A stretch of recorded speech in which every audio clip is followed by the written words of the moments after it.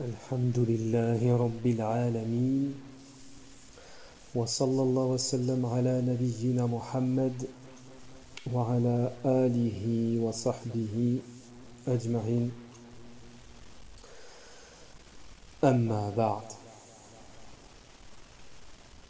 طيب. Donc aujourd'hui, Inch'Allah, nous allons ajouter à notre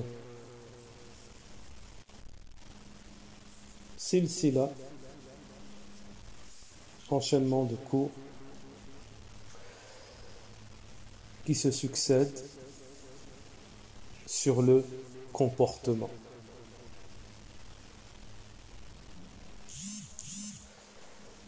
Et si nous insistons dans notre enseignement et la méthodologie d'enseignement, nous insistons sur le comportement, c'est que, comme l'ont dit certains savants parmi les salafs, celui qui n'a pas le comportement ne peut pas avoir la science, la connaissance. À partir de ce moment-là, on comprend par cela que le comportement, l'apprentissage et la mise en pratique du comportement est incontournable. Est incontournable pour ceux qui veulent atteindre la félicité et la réussite en général, et plus particulièrement pour ceux qui veulent atteindre la réussite dans le prêche, dans la recherche de la science, l'étude de la science et tout ce qui tourne autour. Le comportement est incontournable. Et même si la plupart n'ont pas cette parure, ce comportement qu'ils devraient avoir, sachons que la référence ne sont pas les gens, mais plutôt la source, al-masdar, min kitab wa sunnah, le livre d'Allah et la sunnah de notre prophète, alayhi salatu wassalam. Et cette source et cette règle, que les gens ne sont pas un argument, cela est valable dans tous les domaines. Cela est valable dans tous les domaines de la religion, de la législation. Mais ici, plus particulièrement, nous sommes dans un contexte, dans le sujet du comportement, comme vous avez pu le constater. Également, concernant l'importance du comportement, nous insistons concernant les gens du commun et concernant les étudiants qui sont débutants, donc les gens du commun qui arrivent, qui ne connaissaient pas la Da'wa Ahl Sunnah, et les étudiants qui débutent dans la recherche de la science. Également, cela n'en reste pas moins valable pour les étudiants qui sont confirmés.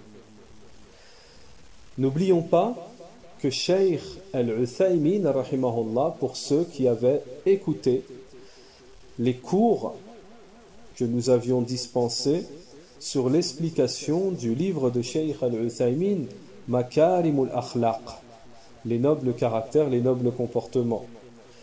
Et Cheikh Al-Uthaymin, dans cet ouvrage, expliquait que concernant le comportement, lors des assises d'été, il insistait sur la formation des jeunes immédiatement, dès le début, au bon comportement. Aujourd'hui, nous avons un dilemme, aujourd'hui, nous avons un problème à notre époque, c'est que, quelles que soient les structures, alors nobles soient-elles, les structures, elles ne sont pas forcément basées, comme l'a dit Cheikh Al-Uthaymin, à l'exemple de Cheikh Al-Uthaymin, où dès le début on insiste sur le comportement, on insiste sur la manière de se comporter avec les autres, etc., les valeurs fondamentales. Et la preuve que ceci est une valeur première et fondamentale et initiale, c'est lorsque la mère de l'imam Malik, rahimahullah, lorsqu'elle l'envoya partir étudier chez les savants, les gens de science alors qu'il était tout jeune, elle lui dit, avant de prendre la science, prends le comportement. Également, on sait très bien que fait partie de la voie des salafs, que les salafs et les grands imams apprenaient le comportement. Chez l'imam Ahmed, rahimahullah, il y avait à peu près 50 000 personnes dans ces assises et 5 000 prenaient et recopiaient, retranscrivaient les hadiths et tout le reste prenait le comportement. Donc ça, c'est un fragment d'argumentation concernant le fait que dès le début, l'étudiant, débutant, moins débutant, le ami, gens du commun, tout de suite, on doit,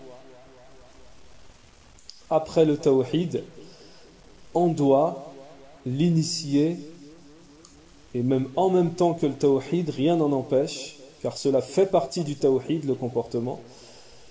Rien n'empêche, on doit initier les gens, surtout aujourd'hui, au comportement, car le comportement le manque de comportement et le mauvais comportement est une des causes qui nous a rabaissé, fait chuter Naha. Par conséquent, également, à savoir, comme l'a dit Cheikh Abdelrazak al-Badr, hafidhahullah, dans un de ses cours, le comportement, le bon comportement, le meilleur comportement, s'il est dépourvu de tawhid, d'unicité, alors cela ne vaut rien le jour de la résurrection. Cela ne vaut rien le jour de la résurrection. Donc également, il faut mettre le paquet sur le tawhid. Mais comme l'ont expliqué certains savants, et d'ailleurs c'est malheureusement beaucoup le cas aujourd'hui, beaucoup, voire la plupart, ont assimilé le tawhid.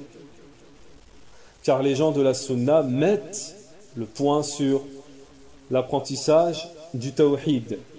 Mais cet apprentissage du tawhid, pour pouvoir le communiquer de la meilleure façon, pouvoir le transmettre de la meilleure façon qui soit, il faut avoir un bon comportement. Et ça, c'est la voie des salafs. Et malheureusement, aujourd'hui, c'est ce qui nous manque. On a des gens qui ont compris le tawhid, mais leur manière de le transmettre, chez beaucoup de gens, ça ne donne pas envie de prendre. Et c'est d'ailleurs le cas. Beaucoup de gens appellent au tawhid, mais ne sont pas une référence dans le comportement, dans la voie des salafs. Et on sait bien que la voie des salafs ne comprend pas uniquement le tawhid. La voie des salafs comprend le tawhid, la voie, le manhaj et l'aqida, ou le manhaj, ou l'akhlaq, le comportement. Donc le comportement, c'est quelque chose d'incontournable. C'est quelque chose d'incontournable. Et pour celui qui veut, on a déjà fait des rappels sur ça, mais pour celui qui veut plus ample détail, entrer dans le détail, il peut revenir aux explications des ulama sur les mérites du comportement. Les mérites du comportement, naham, la lourde balance, le lourd poids dans la balance du comportement le jour de la résurrection. Naham. Mais bien entendu, comme nous l'avons dit, cela accompagné de l'unicité, le tawhid. Alors, comme nous le disions, malheureusement, aujourd'hui, dans la plupart des instituts, et nous mentionnons cela pas à titre de jugement, de dénigrement ou autre, mais à titre de constatation pour pouvoir nous rectifier, pour pouvoir essayer de rectifier. Et c'est d'ailleurs le cas dans certaines universités prestigieuses, on parle d'universités islamiques, prestigieuses qui commencent à faire des enseignements sur comment se comporter avec les autres. Parce que malheureusement, que ce soit dans certains instituts de prestige, donc salafi, ou que ce soit dans des universités de prestige également, la Jamia Islamia, en Arabie, malheureusement, il faut se poser la question, et justement on arrivera à cette notion que nous essayons de vous inculquer depuis le début, on arrivera à cette constatation: comment cela se fait-il qu'on trouve des prêcheurs ou qu'on trouve des gens qui ont fait 10, 20 ou je ne sais combien d'années dans un institut prestigieux ou à la Jamia Islamia, et cette parole n'est pas pour lancer des polémiques. Nous sommes au-dessus de toute polémique. Nous sommes au-dessus de toute polémique et nous ne répondons pas aux enfants, aux enfants qui lancent des polémiques, car ça ne fait pas partie du comportement. Cela ne fait pas partie de la méthodologie des salafs de prendre le micro et de dénigrer son frère et de dire et de le rabaisser et de mentionner ses défauts et de provoquer, etc. Donc le vrai étudiant, le vrai prêcheur, il ne s'abaisse pas à ces provocations ignorantes, dépourvues de science, de méthodologie et de comportement d'ailleurs, mais il fait son travail et son devoir, n'en déplaise, tant qu'il le fait dans les règles. Donc ici, il n'y a aucun dénigrement de la Jamia, des étudiants, mais ceci est un fait avéré et nous sommes témoins directs. Nous avons assisté à des cours à la Jamia, en direct, avec des élèves et des docteurs, et nous avons constaté que beaucoup d'étudiants, élèves,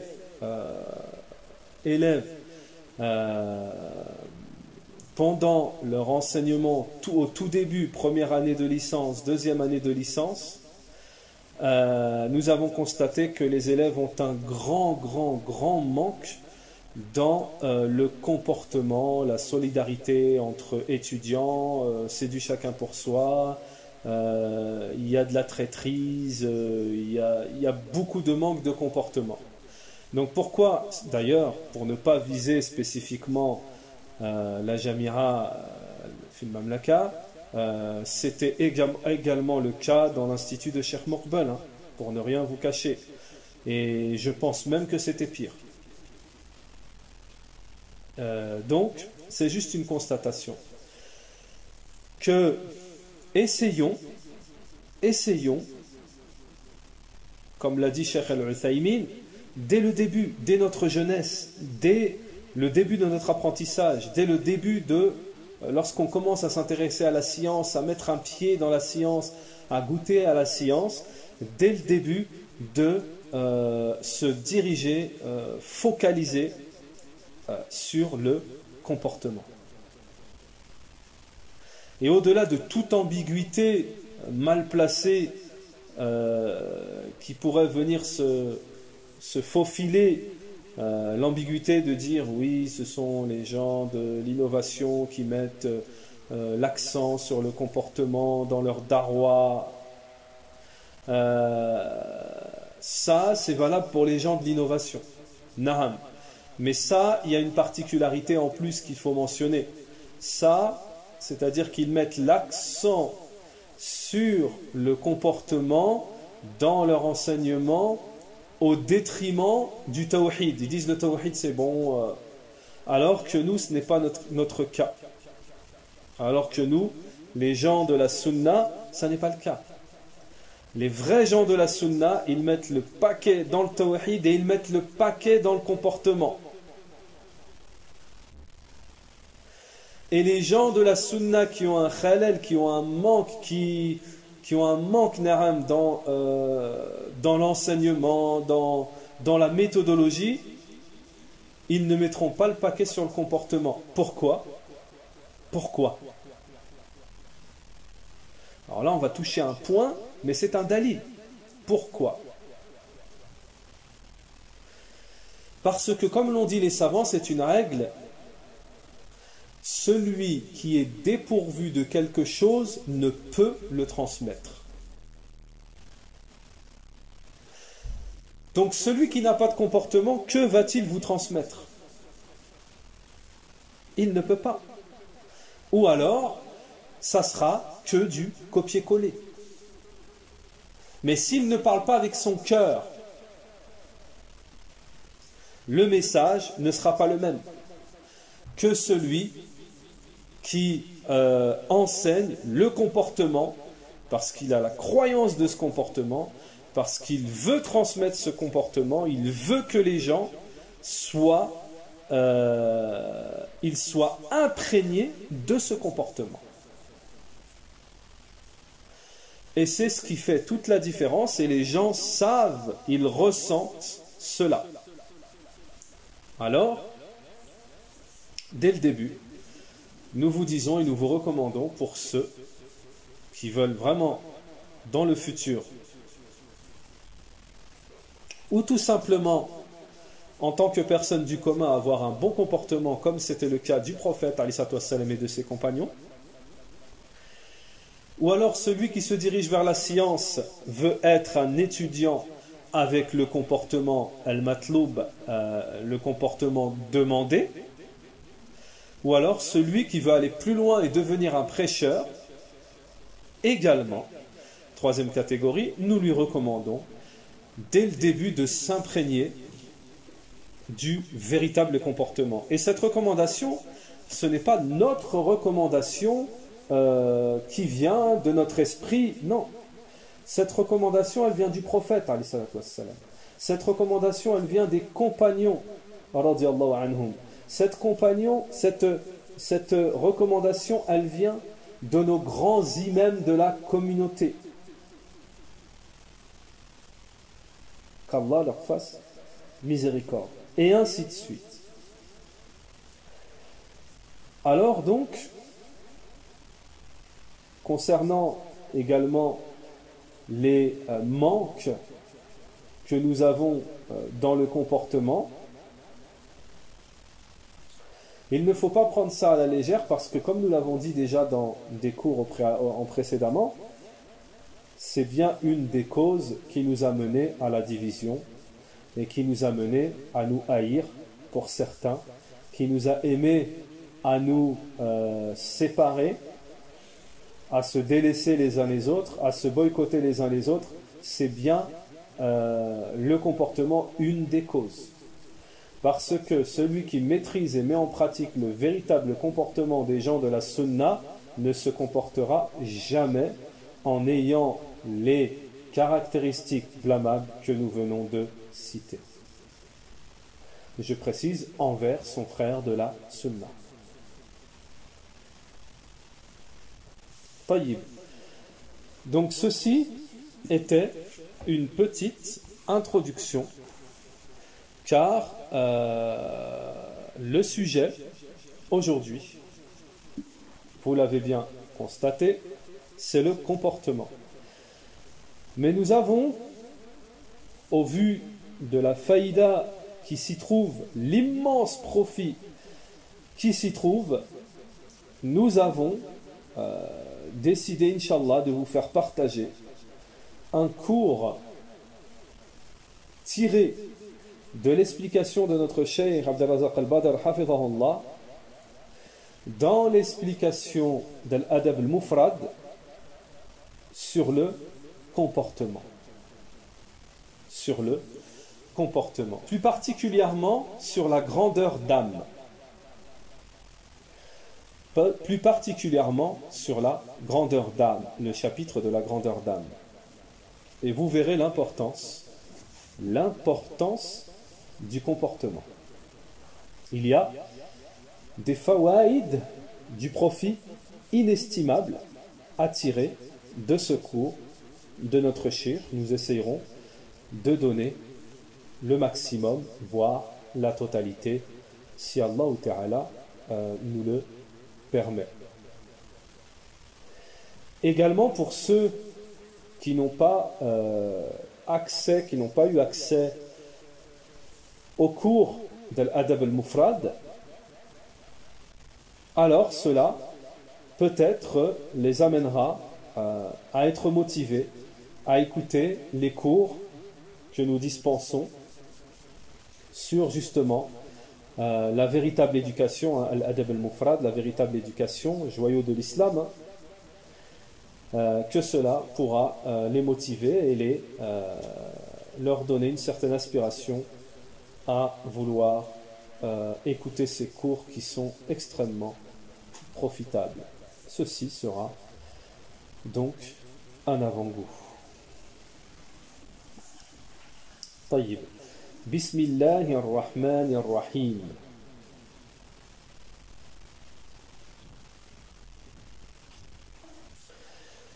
La grandeur d'âme. Babu sakhawatun nifs. Babu sakhawatun nifs. D'après Abu Hurairah radiyallahu anhu, le prophète alayhi salatu wassalam a dit: la richesse n'est pas l'abondance de ses signes extérieurs, mais la richesse est la richesse de l'âme. عن أبي هريرة رضي الله عنه عن النبي صلى الله عليه وسلم قال: ليس الغنى عن كثرة العرض ولكن الغنى غنى النفس. Anas radiyallahu anhu a dit: j'ai servi le prophète alayhi salatu wassalam durant 10 ans et il ne m'a jamais dit ouf, puf. De même, il ne m'a jamais dit pour une chose que je n'avais pas faite: pourquoi ne l'as-tu pas faite?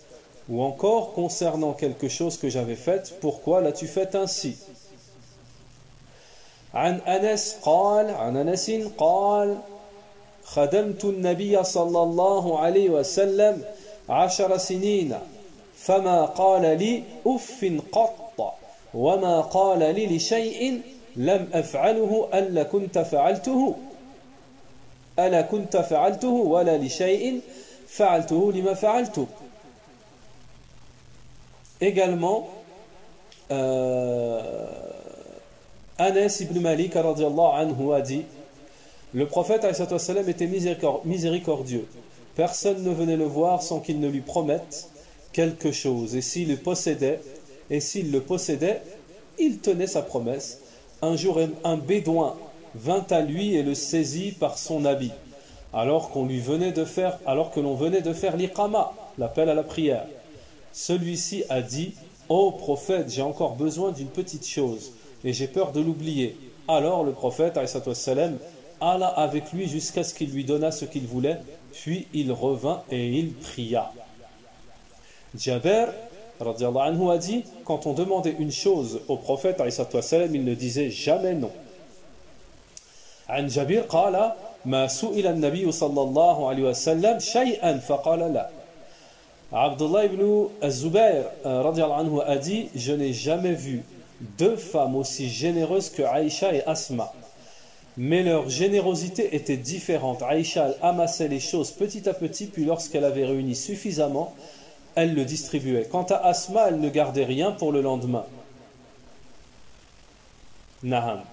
عن عبد الله بن زبير رضي الله عنه قال: ما رأيت امرأتين أجودا أجود من عائشة وأسماء وجودهما مختلف أما عائشة فكانت تجمع شيء إلى شيء حتى إذا كان اجتمع عندها قسمت وأما أسماء كانت لا تمسك شيئا لغد.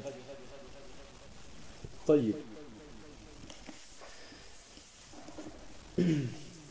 Cheikh Abdelrazak al-Badar hafizahullah va nous expliquer ces hadiths du chapitre La grandeur d'âme.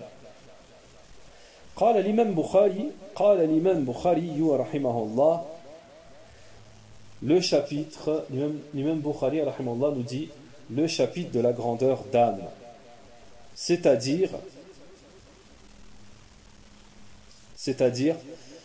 la motivation, l'aspiration, la générosité à faire le bien et à œuvrer dans le bien, dans la bonté.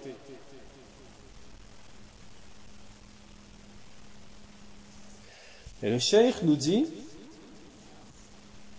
donc Cheikh Abdelrazak al-Badar hafidhahullah nous dit, l'âme qui est noble, c'est celle qui est douce. C'est celle qui est douce, qui est noble, qui pardonne et qui a ces caractéristiques que le cheikh vient de citer. Cela ne veut pas dire, le cheikh ne veut pas dire par là que la grandeur d'âme, c'est le fait de dépenser beaucoup d'argent, de donner, distribuer l'argent.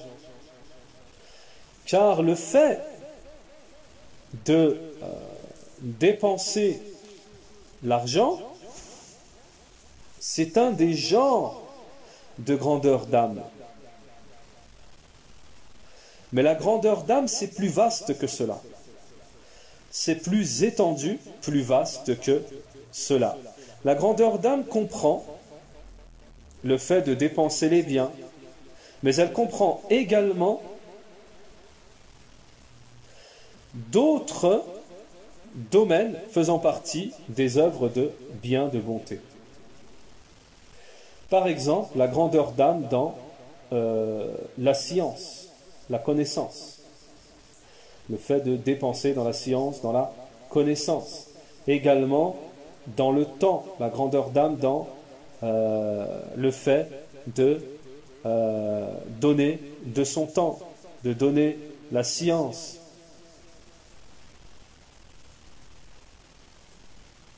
Par exemple,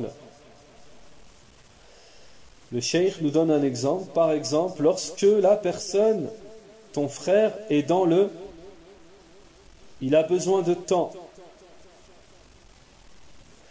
par rapport à des œuvres qu'il doit faire pour lui personnellement. Il a besoin de son temps. Puis il voit son frère dans un cas de nécessité, c'est-à-dire dans le besoin. Alors, il partage de son temps, il lui donne de son temps, il prend son temps avec lui. C'est-à-dire qu'il aura dépensé pour lui de son temps pour son frère. Ça, c'est ce que l'on appelle la grandeur d'âme dans le temps. Le fait de dépenser, de donner de son temps. Également, cela peut se faire également dans la science. Également, cela peut se faire également dans le comportement méritoire, méritant. La personne prodigue, la grandeur d'âme, c'est le fait de prodiguer de son temps, comme on vient de l'expliquer, le fait de prodiguer également la science, et également, le cheikh Abdelrazak al-Badar nous dit le fait de prodiguer également le comportement méritoire.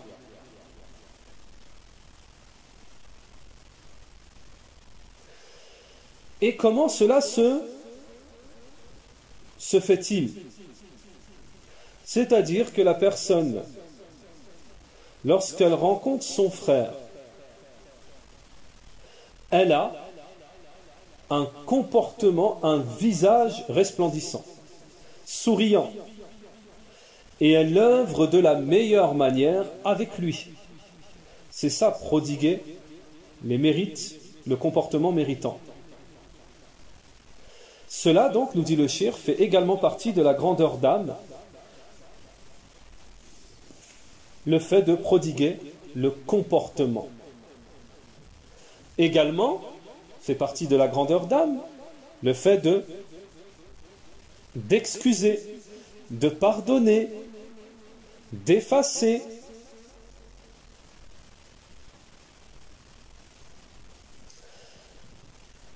À ce moment-là, l'âme de la personne, c'est lorsqu'elle prodigue le pardon, elle outrepasse, elle passe les erreurs et elle efface. Tout cela, nous dit le cheikh, fait partie de la grande âme, la grandeur d'âme. Alors le cheikh nous dit, ceci est un degré immense lorsque la personne est caractérisée et décrite par cette grandeur d'âme. Elle sera préservée de l'avarice. Cette grandeur d'âme a un degré noble.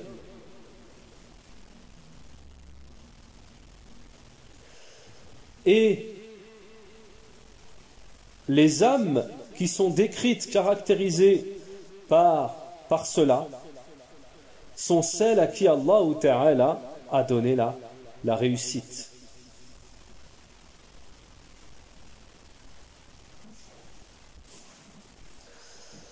Il se peut que l'âme d'une personne se refuse à prodiguer aux autres les caractéristiques du bien.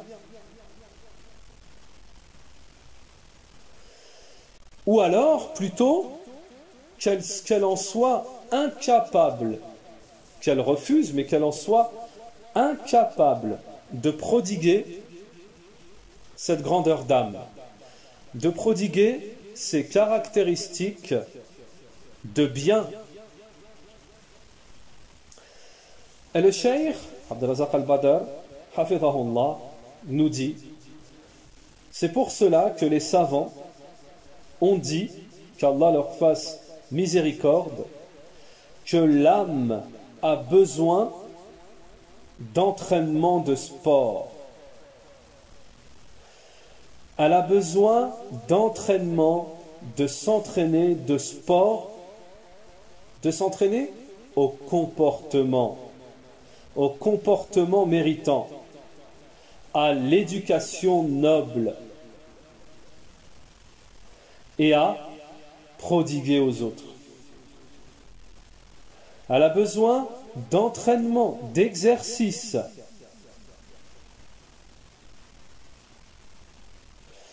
Parce que, nous dit Cheikh Abdelrazak al-Badr, si l'âme, on ne l'entraîne pas, on ne l'habitue pas au comportement méritant et à toutes ces caractéristiques, la grandeur de l'âme, alors elle n'obéira pas, elle ne sera pas éduquée, mais au contraire, elle suivra ses passions.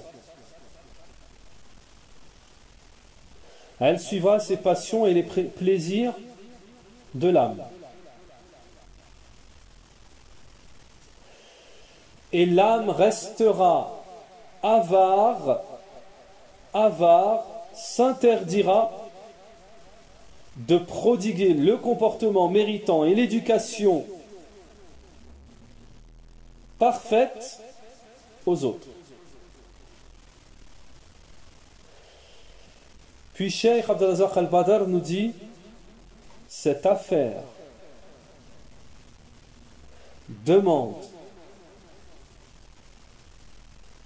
l'aide d'Allah subhanahu wa ta'ala et la bonne direction vers Allah ta'ala. Cela demande également, nous dit le cheikh, à fournir les causes, à pratiquer les causes. Et cela, les causes, c'est l'exercice, exercer et entraîner et habituer et éduquer l'âme.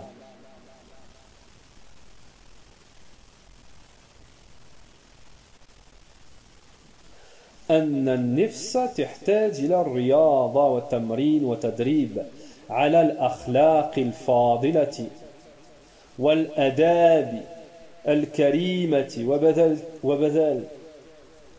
والبذل تحتاج إلى تمرين وإذا لم يمرن الإنسان نفسه ويدربها فإنها لا تطاوعه بل تميل إلى أهواء النفس وحظوظ النفس فتبقى النفس الإنسان شحيحة ممتنعة عن بذل الأخلاق الفاضلة والآداب الكاملة فالمقام يحتاج مع طلب العون من الله جل وعلا وحسن الالتجاء إليه يحتاج إلى بذل الأسباب وذلك بتمرين النفس ورياضتها. C'est ce que le cheikh vient de nous expliquer. Alors, puis, les savants, qu'Allah leur fasse miséricorde, que ce soit anciennement ou nouvellement, ont beaucoup parlé concernant ce qui concerne l'entraînement de l'âme, exercer l'âme. C'est-à-dire entraîner l'âme au comportement, au bon comportement. Il faut s'entraîner.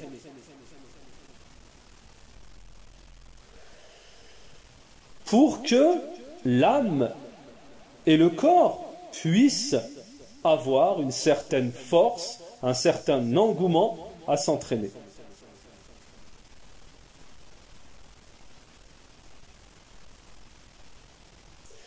Par exemple, l'entraînement, le sport, le fait de marcher, etc., font partie des sports qui donnent une force au corps.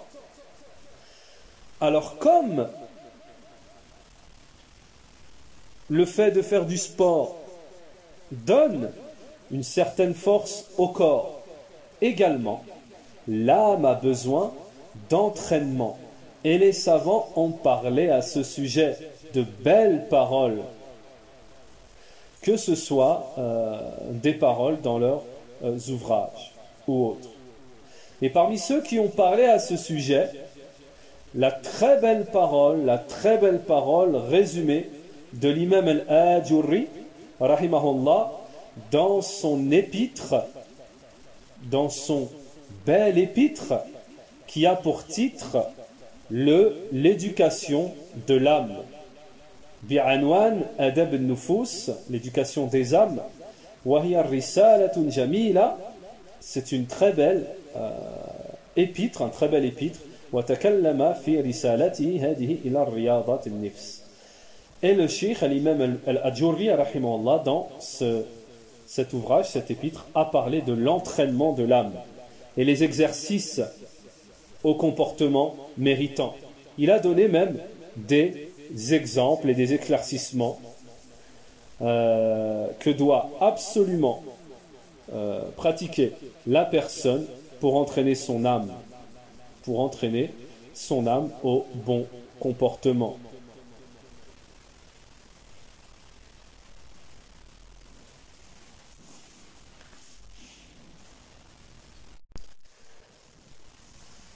L'âme a besoin, nous dit le cheikh, que la personne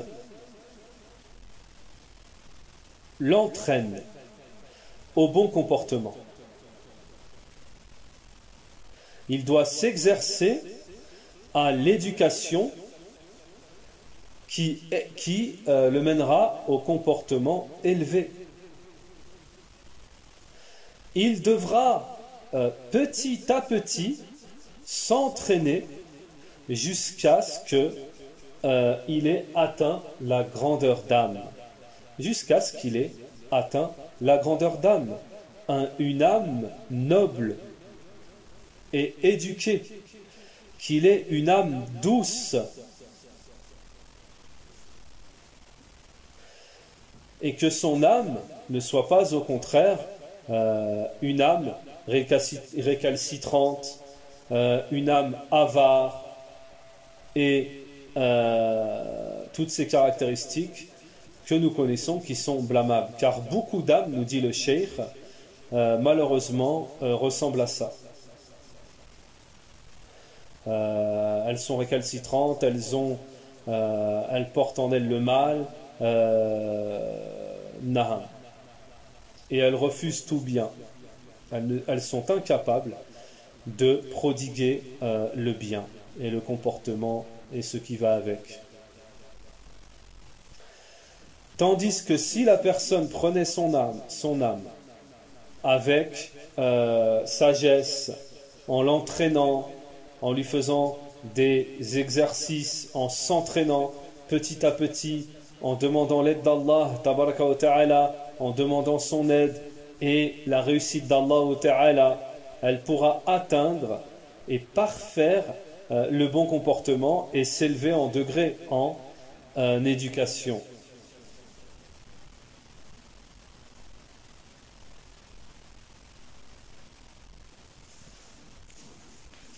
Naham. Puis Cheikh Abdelrazak al-Badr nous dit, et cela doit être dit, nous devons dire cela, parce que beaucoup parmi les gens disent, ah nous on est comme ça fait partie de notre naturel, on est comme ça, on a un caractère comme ça, on est dur, on est fort, on est comme ci, on est comme ça. Et on ne peut pas changer. Et même certaines tribus se sont appropriées ce mode de pensée en disant « Oh, nous, chez nous, on est comme ça depuis des décennies, on s'entraîne ou on ne s'entraîne pas. » Cheikh Abdelrazak al-Badr nous dit ceci est une erreur parce qu'Allah subhanahu wa ta'ala a ordonné l'éducation et le comportement, subhanallah, et il a appelé ses serviteurs à fournir tous les efforts pour atteindre le meilleur comportement.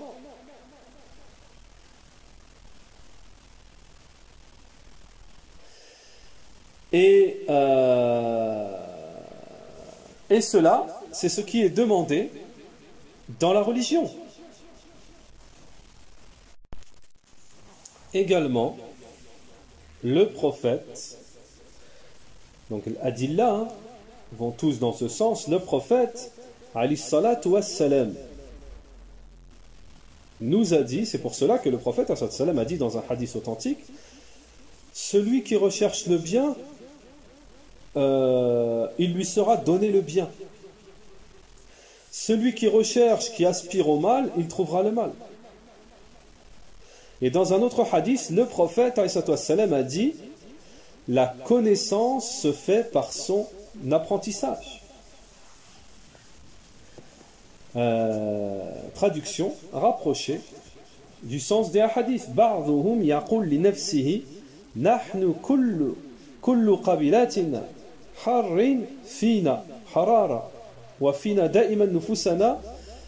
Donc Cheikh Abdelrazak al-Badr nous dit il y en a certains des gens qui disent nous, notre tribu, Donc on pourrait assimiler ça aujourd'hui à nous, notre nationalité, nous, notre peuple, notre pays, hein. Nous, chez nous, on est chaud. On est chaud. Et toujours on est chaud, donc notre âme, elle est toujours dure. Hein. On ne peut pas changer. Cheikh Abdelrazak al-Badr nous dit cela est faux, n'est pas authentique. La personne, le serviteur d'Allah peut changer par la permission d'Allah. Il peut passer de l'état, du mauvais état, au comportement le plus élevé, nous dit Cheikh Abdelrazak al-Badr. Et il peut passer aux œuvres les plus nobles, à l'éducation la meilleure.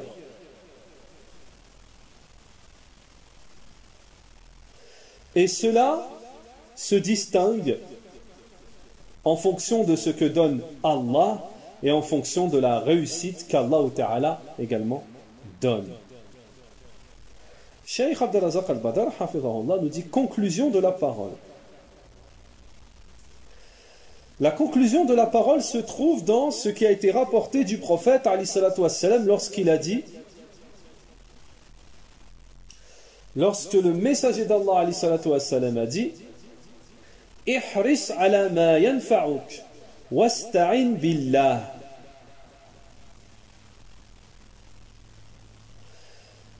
Dans le sens, sois vigilant à ce qui t'est profitable et demande l'aide d'Allah. Ce qui t'est profitable, nous dit Cheikh Abdelrazak al-Badr dans la parole du prophète. Ça veut dire quoi? Ce qui t'est profitable parmi les comportements et les bonnes éducations.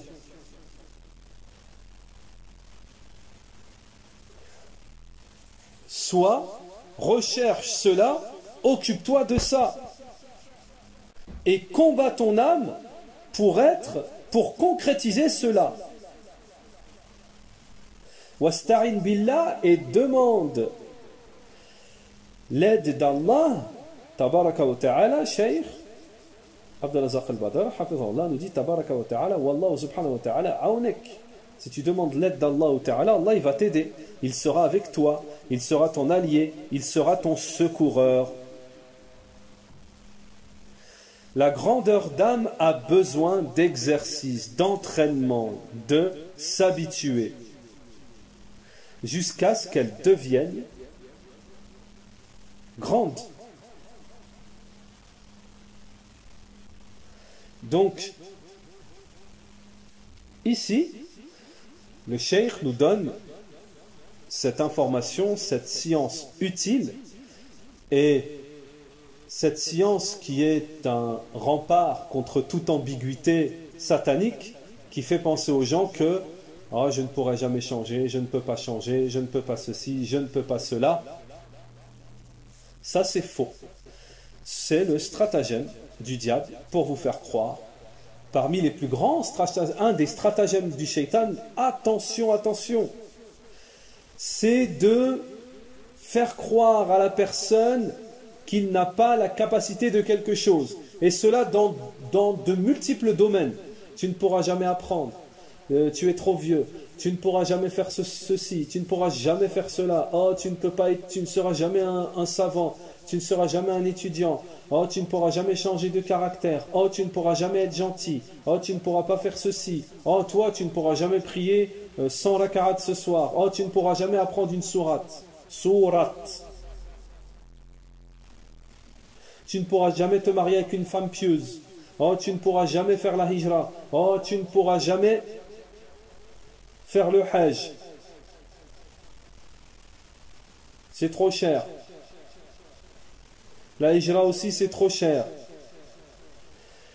Tu ne pourras jamais atteindre un bon comportement. Tu sors de la jungle. Tu sors de la jungle, tu tuais des gens, tu frappais tout le monde. Bah alors expliquez-nous. Expliquez-nous. Barakallahu fikum.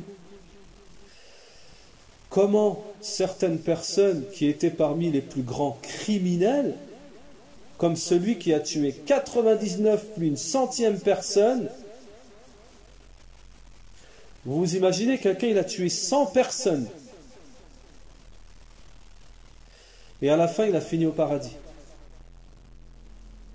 Alors si lui, il se serait dit, je ne pourrai pas changer, je ne pourrai jamais changer, il aurait continué à tuer, et jusqu'à ce qu'il aurait fini, Wallahu a'lam, en enfer.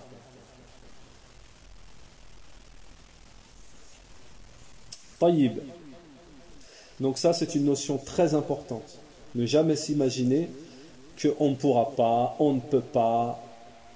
Ça, c'est se mettre de fausses barrières dès le début. Donc dès le début, on part avec un handicap. Et c'est un handicap qui est une illusion. En réalité, c'est un handicap qui en réalité est une illusion. Tayyib.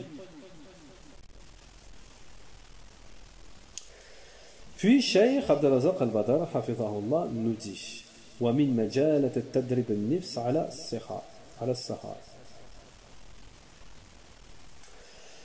Parmi les exercices qui amènent l'âme à être à la grandeur,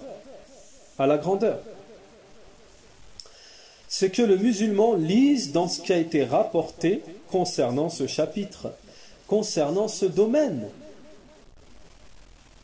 Parce que la science amène aux œuvres, amène à la pratique. Celui qui ne s'instruit pas sur le bon comportement, le meilleur comportement, et son rang le plus haut, et les genres de bon comportement, de meilleur comportement et les meilleures éducations, comment il va les concrétiser? Et comme nous vous l'avons mentionné, alors le cheikh nous dit, comment va-t-il concrétiser cela? Avec un point d'interrogation et un point d'exclamation.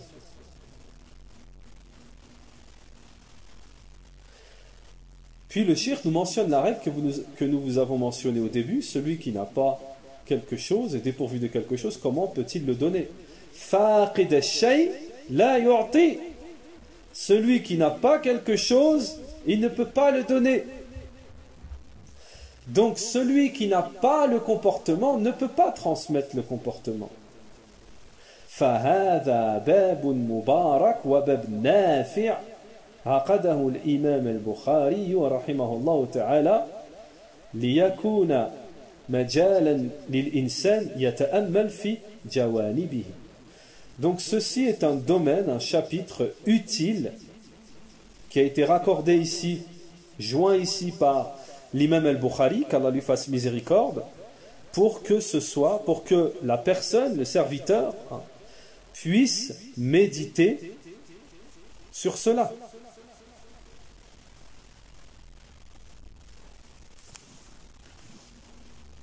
Naham, pour qu'il puisse méditer sur cela.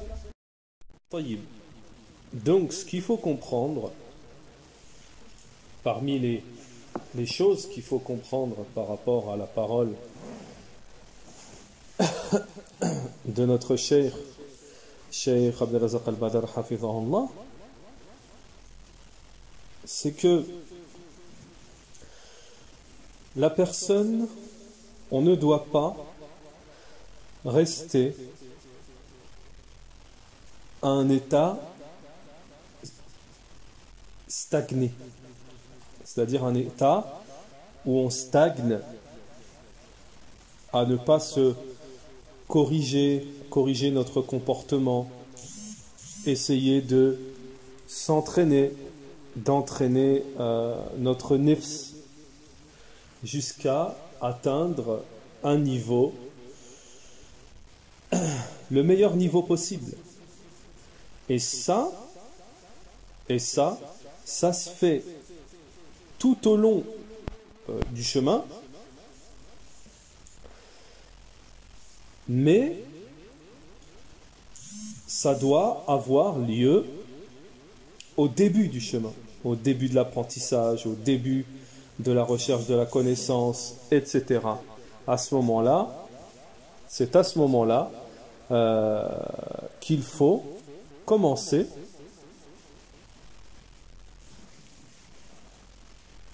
déjà à connaître le comportement, à étudier tout ce qui concerne le comportement, puis de le mettre en pratique. Mais comme nous l'a dit le cheikh précédemment, si on n'a pas de connaissance dans ce domaine,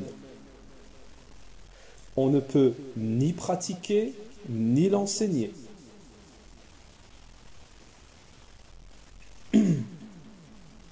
Puis, le cheikh Abdelrazak al-Badr, hafidhahullah, nous dit également concernant le domaine, c'est-à-dire les chapitres qui vont suivre après ce chapitre, le chapitre de la grandeur d'âme, il y a des chapitres qui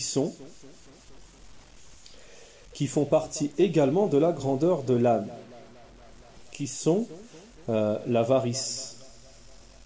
Comment se débarrasser pour l'âme de l'avarice.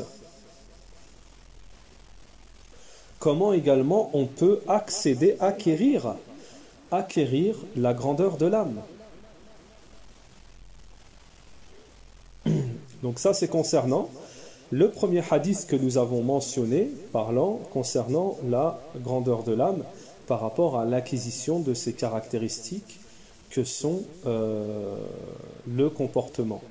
Puis à la suite de ça, l'auteur nous mentionne également le hadith de Abi Hurairah radhiyallahu anhu que nous avons cité au début, عن النبي عليه الصلاة والسلام أنه قال ليس الغنى عن كثرة الأعراض ولكن الغنى غنى النفس. Donc ici également,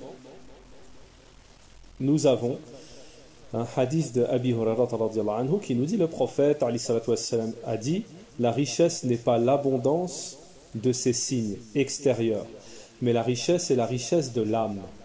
La richesse, c'est la richesse de l'âme. Al-Arab, en arabe, Cheikh Abdelrazak al-Badr nous dit, ce sont les choses matérielles dans la vie d'ici-bas, celles pour lesquelles la personne attache une grande importance. Mais le prophète alayhi salatu wassalam a dit que la richesse, ce n'est pas celle-ci, ce n'est pas l'abondance des signes extérieurs, c'est-à-dire des richesses apparentes, des richesses matérielles. Cheikh Abdelrazak al-Badr nous dit que cela ne vient pas en contradiction et ne vient pas faire la négation du fait que, comme on l'a dit précédemment, que rien n'empêche, il n'est pas blâmable d'avoir des richesses matérielles.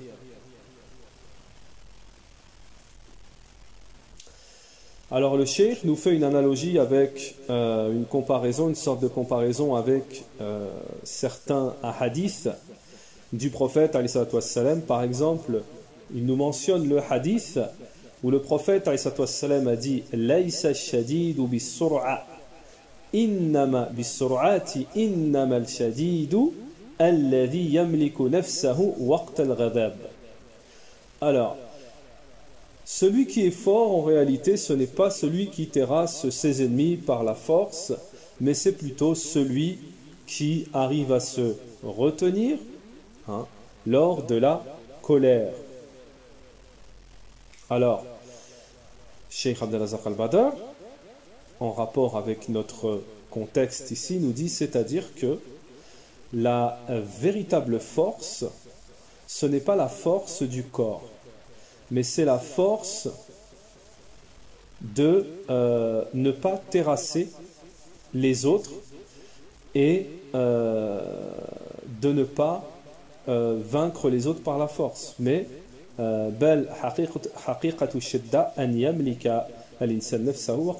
mais plutôt la véritable force, c'est de se retenir lors de la colère. Alors,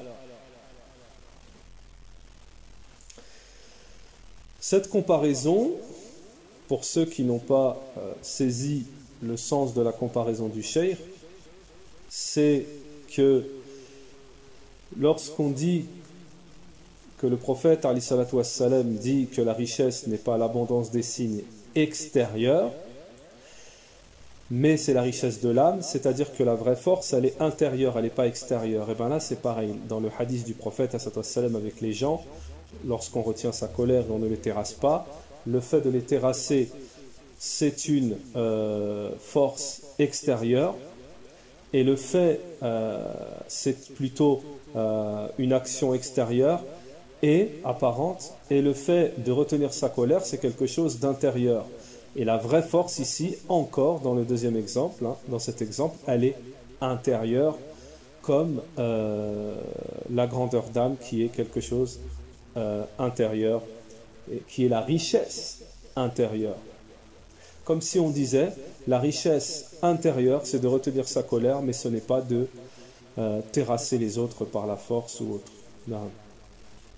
وهنا يقول عليه الصلاة والسلام ليس الغنى عن كثرة الغراب أي ليس حقيقة الغنى أن يكثر المال الإنسان. Donc le prophète عليه الصلاة والسلام a dit la richesse, la véritable richesse n'est pas l'abondance des signes extérieurs. Cheikh Abdelrazak Al-Badr nous dit, c'est-à-dire qu'en réalité la véritable richesse ce n'est pas l'abondance des biens pour la personne, parce que quelquefois, des fois, nous dit Cheikh, une personne possède beaucoup de biens, beaucoup d'argent, en gros il est riche, mais en réalité il est pauvre. Il possède beaucoup de biens, beaucoup d'argent, mais en réalité il est pauvre.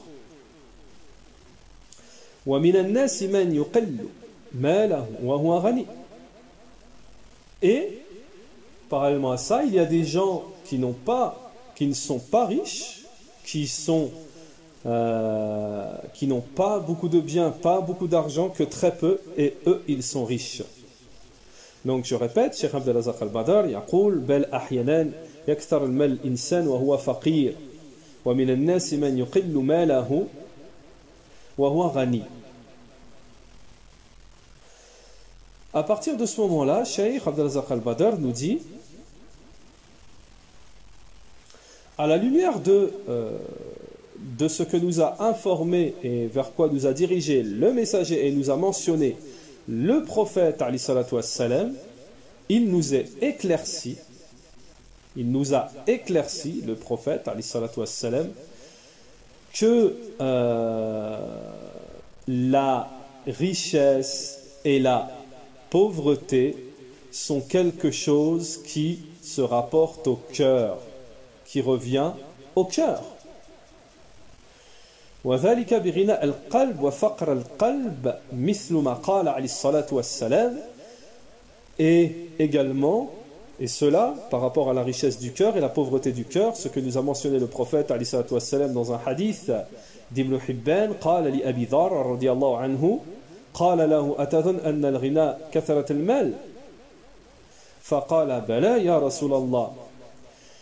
Et cela a été mentionné dans un hadith authentique, plutôt dans le recueil authentique de Fi Sahih ibn Hibban, dans le recueil d'Ibn Hibban, lorsque قال لأبي ذر رضي الله عنه, lorsqu'il a dit le prophète sallam à Abi Dhar, il lui a dit, penses-tu que la richesse c'est l'abondance des biens? قال بلى يا رسول الله. Il lui a dit, absolument, ô messager d'Allah. Puis le prophète a sallam de lui dire, penses-tu que la pauvreté c'est le manque, l'amoindrissement dans les biens? Il lui répondit, absolument, ô messager d'Allah. Le messager d'Allah sallam lui dit, innamal ghina ghina al-qalb. Certes, la richesse, c'est la richesse du cœur. Wa innamal faqr faqrul qalb. Et la pauvreté, c'est la pauvreté du cœur. Puis, Cheikh nous dit, c'est pour cela qu'il se peut que certaines personnes soient riches, ont des biens en abondance. Et pourtant, ils se sentent pauvres. Ils ne cessent d'être dans les besoins, dans le besoin. C'est-à-dire que les biens, l'argent en quantité qu'ils possèdent ne comblent pas son besoin et ne sont pas suffisants. Alors qu'un autre a peu de biens, peu d'argent, mais il se sent serein. Il se sent serein. Et il se sent dans l'agrément de ce qu'Allah Ta'ala lui a octroyé.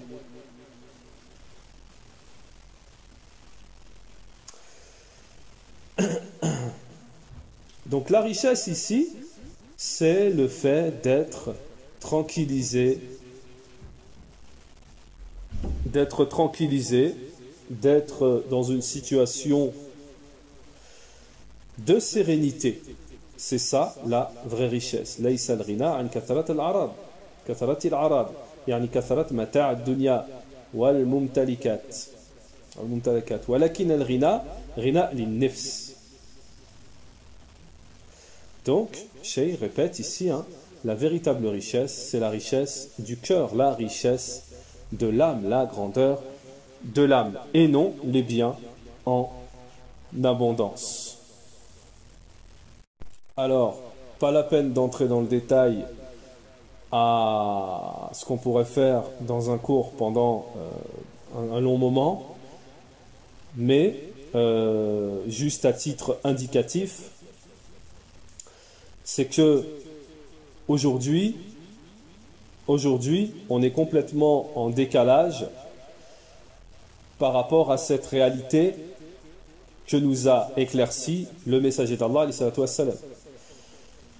Comme vous le savez, et c'est pour ça qu'on n'a pas besoin d'entrer dans le détail, comme tout le monde sait, aujourd'hui, la plupart des gens, leurs références, ce sont leurs intérêts. Et leurs intérêts tournent autour des biens mondains. Et il n'y a pas besoin de faire un exposé extrêmement long pour savoir qu'au jour d'aujourd'hui, si une personne a des biens en abondance, tout le monde, du moins la plupart, seront derrière cette personne, et que si cette personne, une autre personne, a la richesse, la grandeur de l'âme, ou à la richesse du cœur, la plupart des gens l'éviteront. Car il n'a pas ce qui aujourd'hui les gens ont pris comme référence au niveau de la grandeur, c'est-à-dire les biens mondains. أن تكون النفس الإنسان غنية أي بما أعطاها الله جل وعلا قل أو كثر. لا تكون النفس متطلعة لما في أيديه الناس. Donc celui à qui Allah subhanahu wa ta'ala a donné la richesse, la véritable richesse, celui qui se contente des biens moindres ou immenses soient-ils, cette personne-là, elle n'est pas constamment à rechercher ce qu'il y a entre les mains des gens. Mais lui, il est complètement serein et dans l'agrément de ce qu'Allah subhanahu wa ta'ala lui a donné. Il est dans l'agrément de ce qu'Allah subhanahu wa ta'ala, c'est-à-dire il se contente de ce qu'Allah ta'ala lui a donné. Alors, Cheikh Abdelrazak al-Badr nous dit parallèlement à cela, cela ne signifie pas que la personne ne s'occupe pas de faire les causes pour atteindre sa subsistance. Mais cela signifie que son âme est riche déjà. Il est serein, il est tranquille de ce qu'Allah lui a donné. Il ne regarde pas en direction de ceux qui ont des biens en abondance. Il ne regarde pas les autres, il regarde ce que Allah lui a mis entre les mains. Il est complètement en accord avec lui-même de ce qu'Allah ou Ta'ala lui a donné, et il fait les causes pour avoir sa subsistance.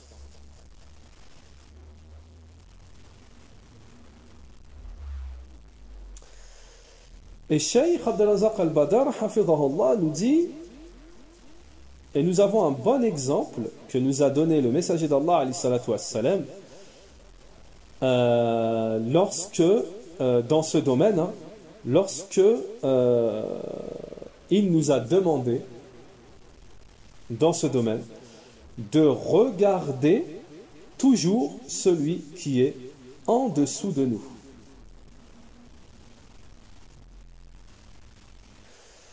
قال النبي صلى الله عليه وسلم انظروا لمن هو دونكم حتى لا تزدادوا نعمة الله عليكم.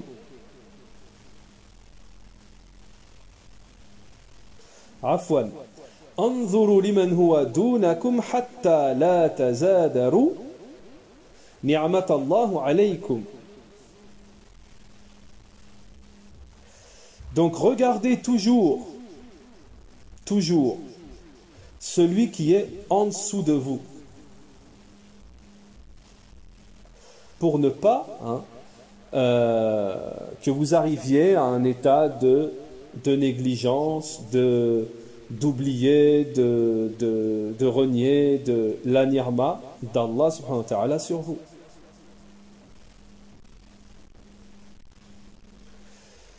Le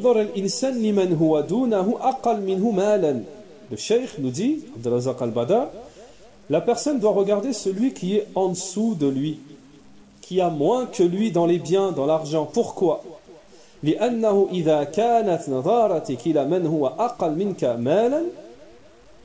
Parce que lorsque tu regarderas, tu visionneras celui qui a moins que toi, tu comprendras et tu percevras ta richesse à toi et les grâces qu'Allah t'a données dans ta vie. Mais si tu regardes celui qui est au-dessus de toi en biens, en argent, qui a plus que toi en biens matériels, ou alors tijaratan, en commerce, ou en habitat, etc., alors là, tu commenceras à percevoir en toi-même, à sentir la pauvreté.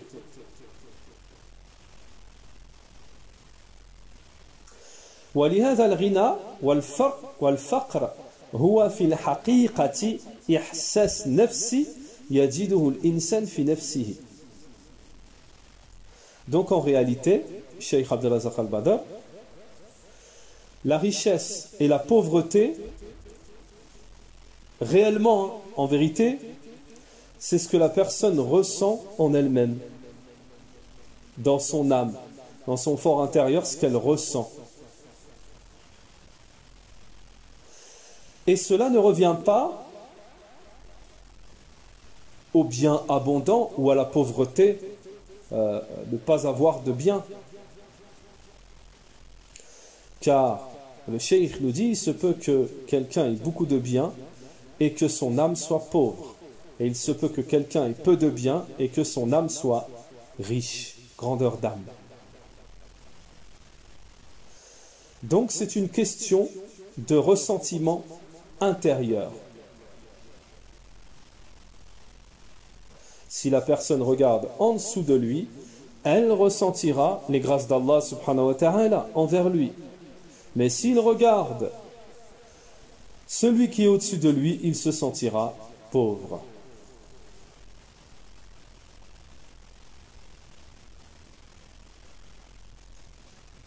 Taïb.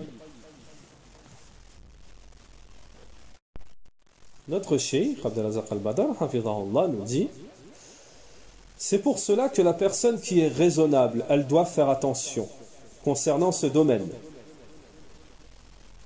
il doit faire en sorte que son cœur, dans toutes les situations, se sent pauvre auprès d'Allah Ta'ala. Il se sent pauvre auprès d'Allah Ta'ala et il se tourne toujours vers Allah Ta'ala dans ses demandes.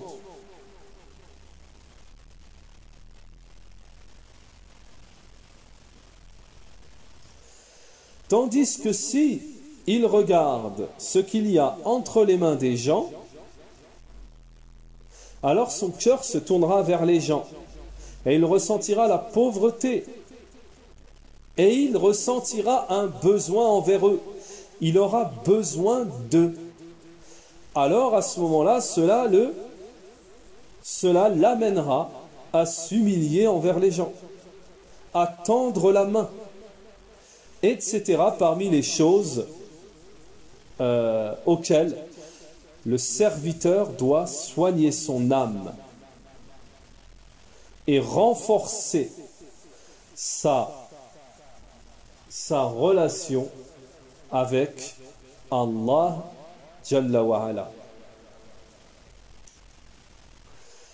Il doit soigner son appauvrissement envers Allah, c'est-à-dire que dans le sens où ce besoin qu'on a d'Allah subhanahu wa ta'ala, il doit faire les causes qu'Allah ta'ala a légiférées également pour atteindre cet immense bien, la grandeur d'âme.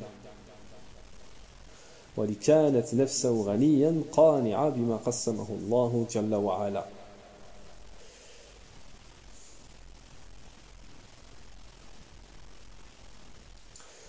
Puis, l'auteur, à la suite de ça, nous fait prêter attention, ici, concernant la grandeur d'âme. La grandeur d'âme qui est le noble comportement, qui a un rang immense et élevé, et qui n'est bien sûr pas le fait de posséder des biens en abondance, mais plutôt qui est la grandeur de l'âme. Combien de gens, nous dit le cheikh, sont riches en gros, sont riches et sont avares avec eux-mêmes. Le cheikh nous dit ne serait-ce que pour un rial. Donc la richesse, ce n'est pas la richesse des biens en abondance. Puis le cheikh nous explique le hadith suivant où Anas radiallahu anhu a dit: j'ai servi le prophète alayhi salatu wassalam durant 10 ans et il ne m'a jamais dit ouf ou puf. De même, il ne m'a jamais dit pour une chose que je n'avais pas faite, pourquoi ne l'as-tu pas faite, ou encore concernant quelque chose que j'avais faite, pourquoi l'as-tu faite ainsi. Cheikh Abdelrazak al-Badr hafidhahullah nous dit, c'est-à-dire que Anas a travaillé pour le prophète alayhi salatu wassalam 10 ans consécutifs. Il n'a pas entendu une seule fois, ne serait-ce qu'une seule fois, le prophète lui dire ouf.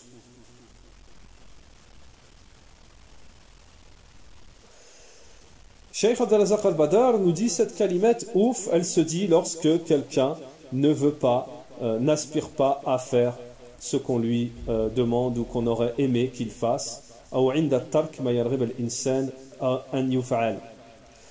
alors lorsque la personne doit délaisser quelque chose. Donc, Anas radiallahu anhu, khadam al-Nabi alayhi salatu wassalam, le Anas a travaillé a servi le prophète alayhi salatu wassalam 10 années.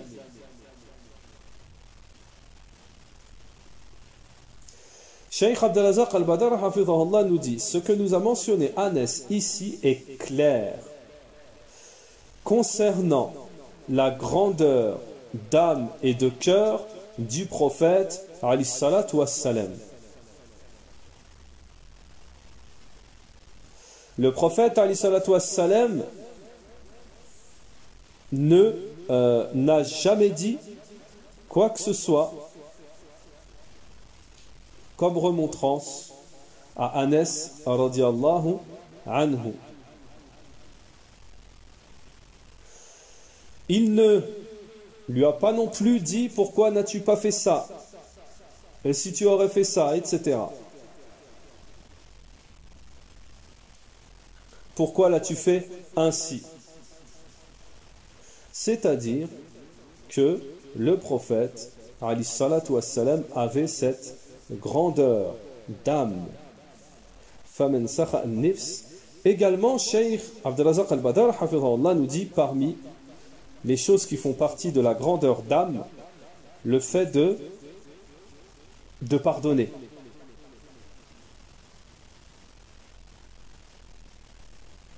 Donc parmi les caractéristiques de la grandeur d'âme, c'est de pardonner, de ne pas faire de remontrance. Cela, Cheikh Abdelrazak al-Badr nous dit, cela fait partie de la grandeur d'âme pour d'avoir un comportement aussi élevé que ça, comme l'avait le prophète alayhi salatu wassalam. Et tout ça entre dans le cadre du bon comportement. Si on parle de ça ici, c'est parce que ça fait partie du meilleur comportement.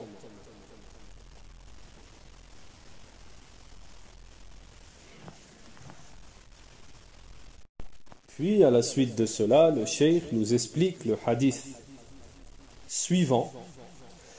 Le hadith suivant, toujours de Anas ibn Malik, qui a dit: le prophète, alayhi salatu wassalam, était miséricordieux. Personne ne venait le voir sans qu'il ne promette quelque chose, et s'il le possédait, il tenait sa promesse. Naham. Le cheikh nous dit: ceci est également un exemple qui a été rapporté par Anas ibn Malik radiyallahu anhu, concernant, étant un éclaircissement de la grandeur d'âme du prophète alayhi salatu wassalam. Lorsque Anas dit: le prophète alayhi salatu wassalam était miséricordieux. Allah Ta'ala dans le Coran a décrit le prophète alayhi salatu wassalam étant ainsi: لقد جاءكم رسول من أنفسكم عزيز عليه ما عنتم حريص عليكم بالمؤمنين رؤوف رحيم. Le prophète alayhi salatu wassalam était miséricordieux, c'est-à-dire que son cœur, pour les croyants, dans son cœur il avait de la miséricorde. La miséricorde du cœur pour les croyants, c'est ce qui amène à la grandeur de l'âme, à la grandeur du cœur et aux œuvres pieuses, les bonnes œuvres. Parce que celui qui a de la miséricorde pour les croyants, alors il œuvrera en bien avec eux. Tandis que plus la miséricorde est affaiblie et faible envers les musulmans dans le cœur d'une personne, puis il sera amoindri dans les œuvres, les bonnes œuvres envers eux. Toutefois que la personne a de la miséricorde, a de la compassion envers les autres, cela fera naître chez lui une miséricorde qui l'amènera à œuvrer en bien envers les autres. Et il commencera à ressentir cela en lui-même. Lorsque la miséricorde bouge, il la ressent dans son cœur pour une personne. Et Cheikh Abdelrazak al-Badr, hafidhahullah, nous donne un exemple. Exemple, si une personne passe devant une personne qui est en panne, sa voiture en panne en pleine chaleur, et tout d'un coup il est pris de miséricorde dans son cœur pour cette personne. À ce moment-là, cela l'amènera à d'autres choses. Cette miséricorde initiale dans son cœur fera suivre d'autres choses. il se mettra au service de la personne, il l'aidera, il lui prodiguera son aide. Amma idha ar-rahma da'ifa, tandis que si la miséricorde est faible, alors ce qui doit suivre sera faible également. Tout le reste sera faible. Alors, cela ne veut pas dire que par la présence de la miséricorde, ces choses-là sont présentes, mais il se peut que la miséricorde soit un facteur déclencheur. Mais Cheikh Abdelazak al-Badr nous dit, la miséricorde chez la personne est une chose très très très très forte pour acquérir la grandeur d'âme, la grandeur du cœur. Alors regardez le rapport ici avec le comportement. Regardez le rapport ici avec le comportement. Le cheikh nous dit,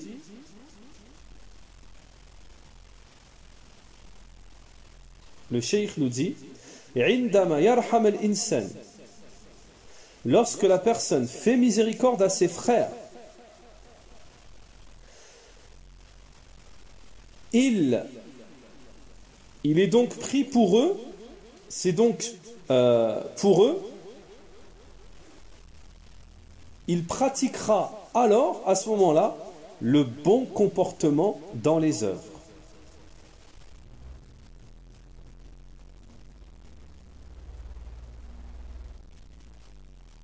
Donc cela est une démonstration du cheikh avec les exemples, les dalil, adilla, qui sont choses importantes dans lesquelles aujourd'hui ce n'est pas dans l'absolu, mais il y a un manque flagrant. Puis le cheikh nous dit que le prophète également dans le hadith, Anas ibn Malik a dit que le prophète ne refusait jamais quelque chose à quelqu'un. C'est-à-dire que lorsqu'il avait la chose, il lui donnait, et s'il ne l'avait pas, il lui promettait de faire les causes pour le lui avoir.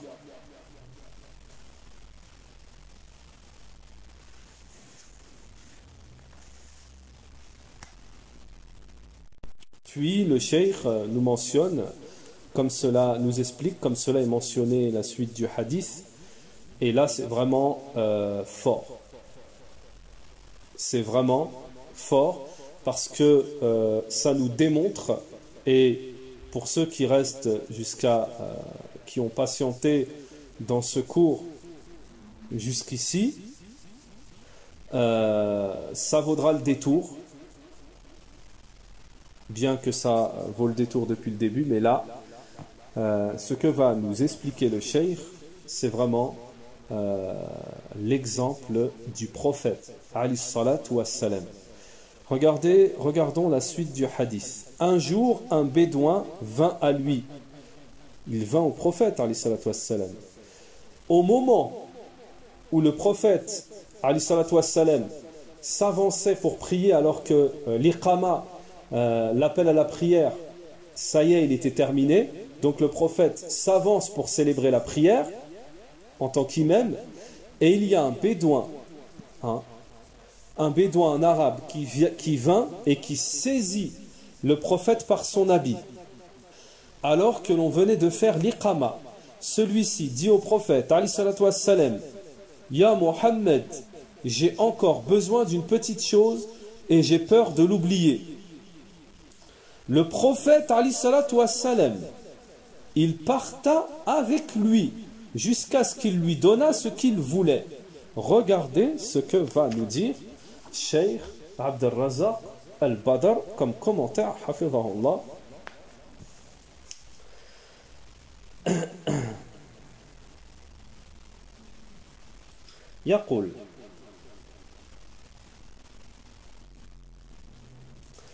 هذا, ceci est une grandeur d'âme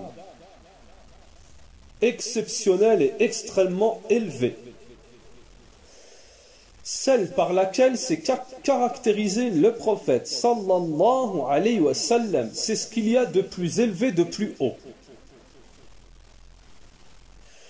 Cheikh Abdelrazak al-Badr hafidhahullah nous dit, maintenant, aujourd'hui, à notre époque, si un homme vient et fait la même chose que ce qu'a fait ce bédouin à l'époque, Cheikh Abdelrazak al-Badr nous dit, on craint qu'il soit renvoyé de la mosquée. Et peut-être même il entendra des paroles fortes.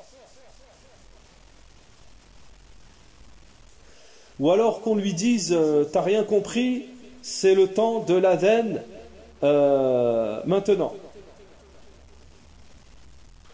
Mais le prophète alayhi salatu wassalam était miséricordieux et il donnait. Il donnait aux gens de sa douceur, de sa miséricorde, de sa compassion. Et Allah Ta'ala nous dit dans le Coran, donc la sourate précédente du Coran, la sourate précédente, Naham, du Coran, que nous avons mentionné, c'est sourate At-Tawbah, verset 128. Et ici, le deuxième verset du Coran, ici mentionné concernant la miséricorde du prophète alayhi salatu wassalam, c'est sourate Ali Imran, verset 159. Allah Ta'ala nous dit فَبِمَا رَحْمَةٍ مِّنَ اللَّهِ لِنْتَ لَهُمْ وَلَوْ كُنْتَ فَضًّا غَلِيظَ الْقَلْبِ لَانْفَضُّوا مِنْ حَوْلِكَ. Et regardez et apprenez et méditez sur la parole d'Allah subhanahu wa ta'ala, qui est une référence en la matière.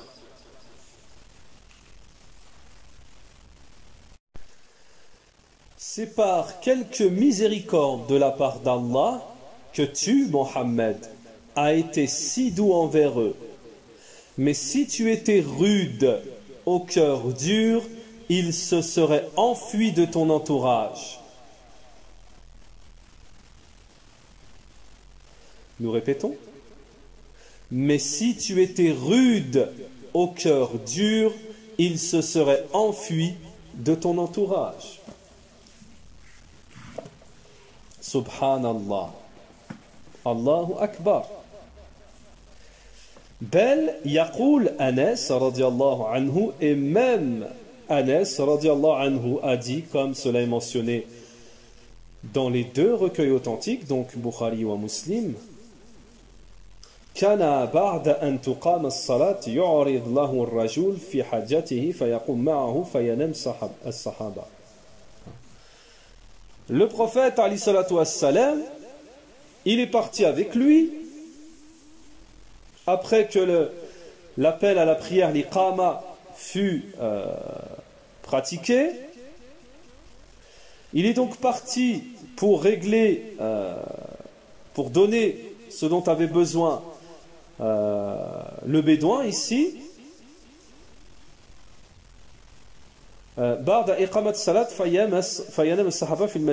C'est-à-dire qu'après la salat, les compagnons se sont endormis dans la mosquée. C'est-à-dire qu'ils ont été pris par la somnolence. Alors que le prophète alayhi salam se tenait avec le bédouin jusqu'à combler son besoin. Alors écoutez bien.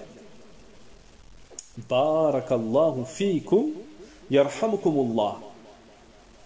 استنبط العلماء من هذا أنه لا بأس أن تؤخر الصلاة بعد الإقامة. Les savants ont déduit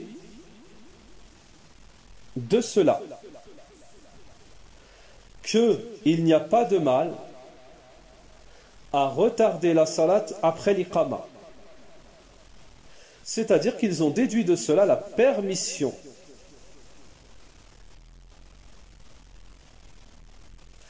Et ils ont même déduit de cela l'interdiction de prier si un besoin il y a. À la base, c'est que la prière, lorsqu'il y a l'iqama, à la base, on doit prier. Ça, c'est la base. Mais si il y a un besoin prioritaire, alors il n'y a pas de mal, disent les savants, de retarder la prière, comme cela s'est passé à l'exemple de ce qui s'est passé avec le prophète sallallahu alayhi wa sallam.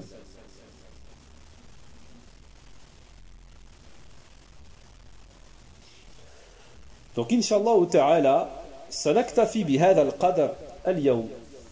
Aujourd'hui, nous allons nous contenter de cela. Et Inch'Allah ta'ala, nous espérons pouvoir donner suite à ce noble comportement, cette explication, cet éclaircissement concernant le noble comportement, la grandeur d'âme,